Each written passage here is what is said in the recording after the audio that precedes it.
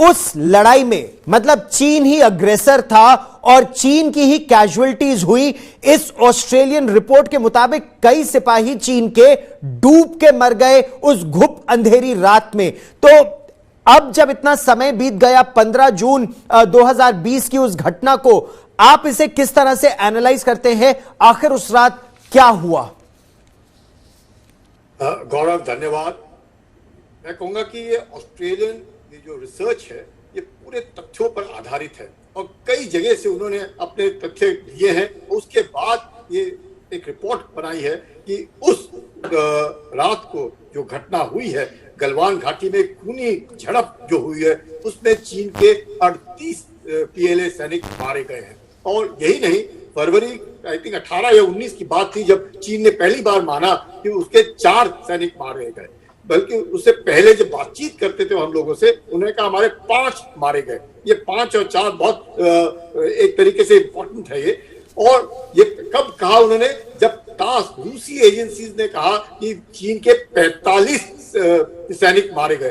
तो चीन जो है इन बातों को बहुत धीरे धीरे उजागर करता है। और जैसे जनरल शर्मा ने बिल्कुल ठीक कहा कि 1962 में भी इतनी देर 26 साल के बाद उन्होंने माना।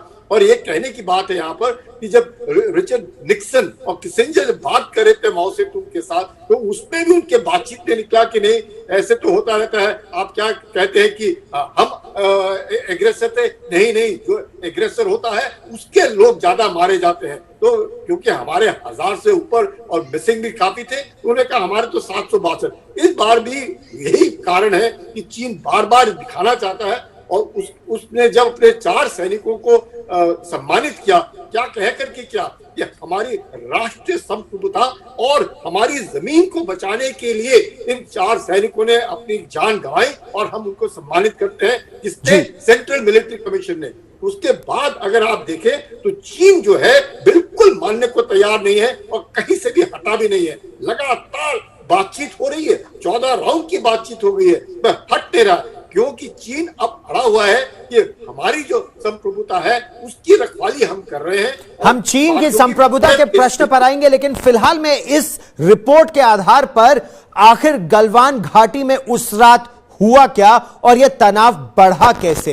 देखिए, अगर कोई भारतीय पत्रकार या इंडियन रिपोर्ट ऐसी आए तो इसको चीन यह कह सकता है कि ये किसी लोभ वश हुआ है या यह भारत सरकार का प्रोपेगेंडा है।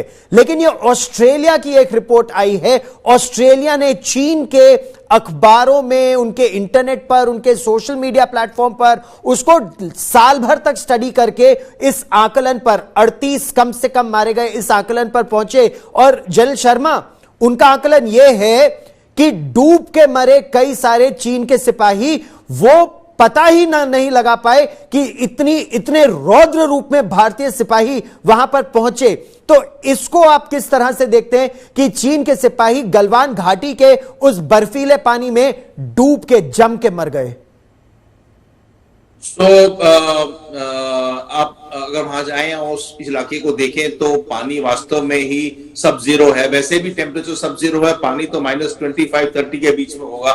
कोई आदमी अगर पानी में थोड़े देर भी रह सके तो हाइपोक्सिया हो जाएगा, ऑक्सीजन की कमी होगी और उसमें से निकलना बहुत मुश्किल है।